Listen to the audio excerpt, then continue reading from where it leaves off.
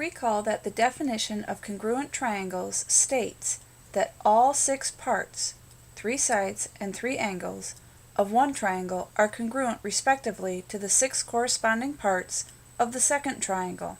If we have proved that triangle ABC is congruent to triangle DEF by side angle side, the congruent parts are marked in figure 3.14, then we can draw conclusions such as angle C is congruent to angle F, and line segment AC is congruent to line segment DF. The following reason, CPCTC, is often cited for drawing such conclusions and is based on the definition of congruent triangles. CPCTC. Corresponding parts of congruent triangles are congruent. Given, ray WZ bisects angle TWV. Line segment WT is congruent to line segment WV. See figure 3.15. Prove line segment TZ is congruent to line segment VZ. Proof. Statements. Reasons. Statement number 1. Ray WZ bisects angle TWV. Reason number 1. Given. Statement number 2. Angle TWZ is congruent to angle VWZ. Reason number 2. The bisector of an angle separates it into 2 congruent angles. Statement number 3. Line segment WT is congruent to line segment WV. Reason number 3. Given. Statement number 4. Line segment WZ is congruent to line segment WZ. Reason number 4. Identity. Statement number 5. Triangle TWZ is congruent to triangle VWZ. Reason number 5. Side angle side. Statement number 6. Line segment TZ is congruent to line segment VZ. Reason number 6. Corresponding parts of congruent triangles are congruent. CPCTC. In example 1, we could just as easily have used CPCTC to prove that 2 angles are congruent. If we had been asked to prove that angle T is congruent to angle V, then the final statement would have read, Statement number 6, angle T congruent to angle V. Reason number 6, CPCTC. We can take the proof in example 1 a step further by proving triangles congruent and then using CPCTC to reach another conclusion, such as parallel or perpendicular lines. In example 1, suppose we had been asked to prove that line segment WZ bisects line segment TV. Then steps 1 through 6 would have remained as is, and a 7th step would have read, Statement number 7. Line segment WZ bisects line segment TV. Reason number 7. If a line segment is divided into 2 congruent parts, then it has been bisected.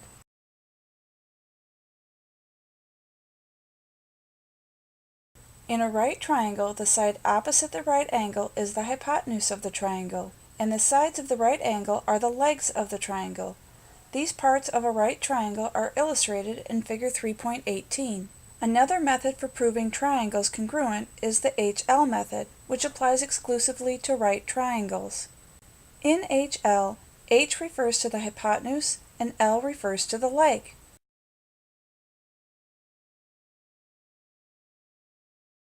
Theorem 3.2.1. If the hypotenuse and a leg of one right triangle are congruent to the hypotenuse and a leg of a second right triangle, then the triangles are congruent, HL. The relationship described in Theorem 3.2.1 HL is illustrated in figure 3.19. In example 2, the construction based upon HL leads to a unique right triangle. Given line segment AB and line segment CA in figure 3.20a. Note that the length of AB is greater than the length of CA. Construct the right triangle with hypotenuse of length equal to AB and one leg of length equal to CA. Figure 3.20b. Construct line CQ perpendicular to line EF at point C. Figure 3.20c. Now mark off the length of line segment CA on line CQ. Finally, with point A as center, mark off a length equal to that of line segment AB as shown. Triangle ABC is the desired right triangle. The following theorem can be applied only when a triangle is a right triangle, contains a right angle. Pythagorean theorem. The square of the length C of the hypotenuse of a right triangle equals the sum of the squares of the lengths A and B of the legs of the right triangle. That is, C squared equals A squared plus B squared. In applications of the Pythagorean theorem, we often arrive at statements such as C squared equals 25. Using the following property, we see that C equals the square root of 25, or C equals 5. Square roots property. Let x represent the length of a line segment, and let p represent a positive number. If x squared equals p, then x equals the square root of p. The square root of p, symbolized radical p, represents the number that when multiplied by itself equals p. As we indicated earlier, square root of 25 equals 5 because 5 times 5 equals 25. When a square root is not exact, a calculator can be used to find its approximate value, where the symbol, wiggly equal sign, means is equal to approximately. For example, the square root of 22 is approximately equal to 4.69 because 4.69 times 4.69 equals 21.9961, which is approximately 22. Find the length of the third side of the right triangle. See the figure. A. Find C if A equals 6 and B equals 8. B.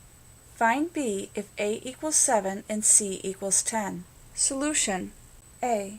C squared equals A squared plus B squared. C squared equals 6 squared plus 8 squared. C squared equals 36 plus 64. C squared equals 100. C equals the square root of 100. C equals 10. B. A squared plus B squared equals C squared. 7 squared plus B squared equals 10 squared. 49 plus B squared equals 100. Minus 49 minus 49. B squared equals 51. B equals the square root of 51, which is approximately equal to 7.14.